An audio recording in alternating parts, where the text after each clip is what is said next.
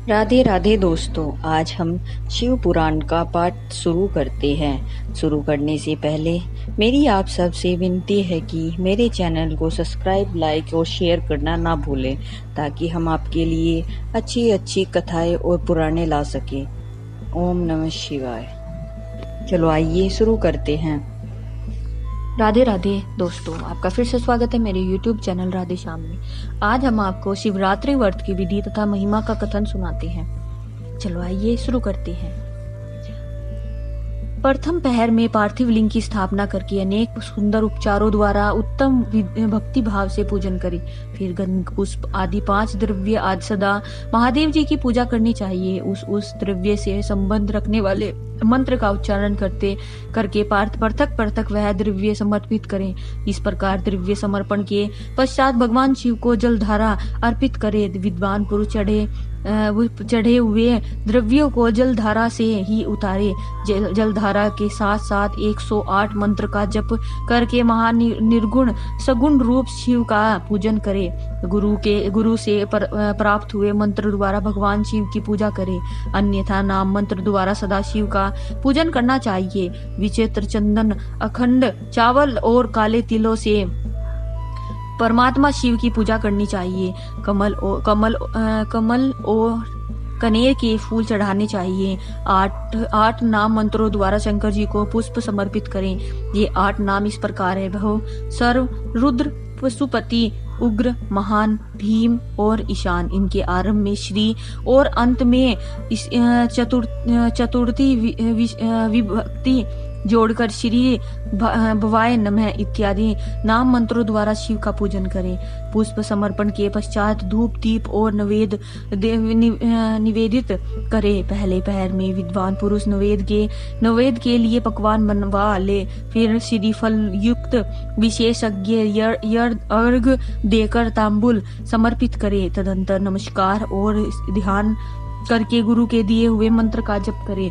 गुरु दंत मंत्र न हो तो पंचाक्षर ओम नमः शिवाय मंत्र के जप से भगवान शिव को संतुष्ट करे।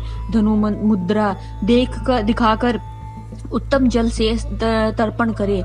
पश्चात अपनी शक्ति के अनुसार 5 ब्राह्मणों को भोजन कराने का संकल्प करे। फिर जब तक पहला पहर पूरा न हो जाए तब तक महान उत्सव करता रहे। दूसरा पहर आरंभ होने पर पुनः पूजन के लिए संकल्प करे, अथवा एक ही समय चारों पहरों के लिए संकल्प करके पहले पहर की भांति पूजा करता रहे। पहले पूर्ववर्त द्रव्य से पूजन करके फिर जलधारा समर्पित करे। प्रथम पहर की अपेक्षा दुगने मंत्रों का जप करके शिव की पूजा करे। पूर्ववर्त तिल, जौ और कमल पुष्प से शिव की अर्चना करे। विशेषतः बेल पत्रों से परमेश्वर शिव का पूजन करना चाहिए। दूसरे पहर में बेजोरा नींबू के साथ अर्घ देकर खीर का नैवेद्य निवेदित करे। जनार्दन, जिसमें पहले की अपेक्षा मंत्रों की दुगनी आवर्ती करनी चाहिए। फिर ब्राह्मणों को भोजन कराने का संकल्प करे। शेष सब बातें पहले की ही भांति तब तक करता रहे जब तक दूसरा पहर पूरा न हो जाए।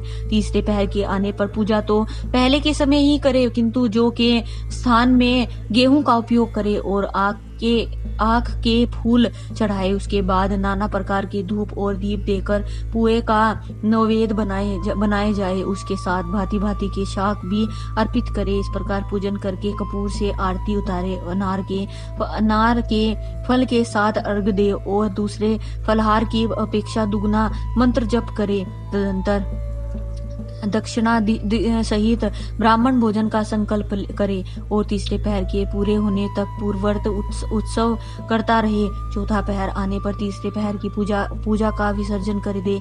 पुनः आवाहन आदि करके विधिवत पूजा करे। उड़द, कगनी, मूंग, सप्त धान्य, शंखी पुष्प तथा बेलपत्रों से परमेश्वर शंकर का पूजन करे। उस पहर में भांति भांति की मिठाइयों का नैवेद्य लगाए तथा उड़द के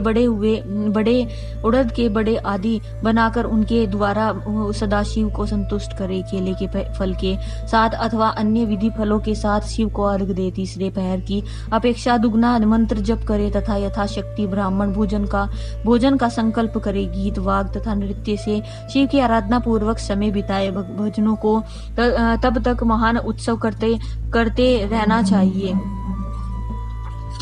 जब तक अरुणोदय न हो जाए। अरुणोदय होने पर पुनः स्नान करके भांति भांति के पूजनों पचारों तथा उपहारों द्वारा शिव जी की अर्चना करे। तत्पश्चात अपना अभिषेक कराए, नाना प्रकार के दान दे और पहर की संख्या के अनुसार ब्राह्मणों तथा सन्यासियों को अनेक प्रकार के भोज्य पदार्थों का भोजन कराए। फिर शंकर को नमस्कार करके पुष्पांजलि दे और बुद्धिमान पुरुष उत्तम स्तुति करके नामांकित मंत्रों से प्रार्थना करे। सुखदायक कृपा निधान शिव में आपका हूँ, मेरे प्राण आप में ही लगे हैं और मेरा चित्त सदा आपका ही चिंतन करता है। यह जानकर आप जैसा उचित समझे वैसा करे। भूनाथ मैंने जानकर या अनजाने में जो जप और पूजन आदि किया है उसे समझकर दया सागर होने के नाते ही आप मुझ पर प्रसन्न हो। उस उपवास व्रत से जो फल हुआ हो उसी से सुखदायक भगवान शंकर मुझ पर प्रसन्न हो। महादेव मेरे कुल में सदा आपका भजन होता रहे। जहाँ के आप इष्ट देवता न हो उस कुल में मेरा कभी जन्म न हो। इस प्रकार प्रार्थना करने के पश्चात भगवान शिव को पुष्पांजलि समर्पित करके ब्राह्मणों से तिलक और आशीर्वाद ग्रहण करे। तदंतर भगवान शंभु का विसर्जन करे। जिसने इस प्रकार व्रत किया हो उससे मैं दूर नहीं रहता। इस व्रत के फल का वर्णन नहीं किया जा सकता है। मेरे पास ऐसी कोई वस्तु नहीं है जिसे शिवरात्रि व्रत करने वाले के लिए मैं दे न डालूं। जिसके द्वारा अन्यास ही इस व्रत का पालन हो गया है उसके लिए भी अवश्य ही मुक्ति का बीज बो दिया गया है। मनुष्यों को प्रतिभास भक्ति पूर्वक शिवरात्रि व्रत करना चाहिए। तत्पश्चात इसका उद्यापन करके मनुष्य सागोपांग फल लाभ करता है। इस व्रत का पालन करने में मैं शिव निश्चय ही उपासक के समस्त दुखों का नाश कर देता हूँ और उसे भोग मोक्ष आदि संपूर्ण मनोवांछित फल प्रदान करता हूँ। सूत जी कहते हैं, महर्षियों, भगवान शिव का यह अत्यंत हितकारक और अद्भुत वचन सुनकर श्री विष्णु अपने धाम को लौट आए। उसके बाद इस उत्तम व्रत का अपना हित चाहने वाले लोगों में प्रचार हुआ। किसी समय केशव ने नारद जी से भोग और मोक्ष देने वाले इस दिव्य शिवरात्रि व्रत का वर्णन किया था। राधे राधे। आज की कथा हम यही समाप्त करते हैं। आगे की कथा हम आपको कल सुनाएंगे। आज हमने आप लोग को शिवरात्रि व्रत की कथा सुनाई है, उसका महत्व सुनाया है, उसकी विधि सुनाई है। कल हम आपको शिवरात्रि व्रत के उद्यापन की विधि सुनाएंगे। ओम नमः शिवाय।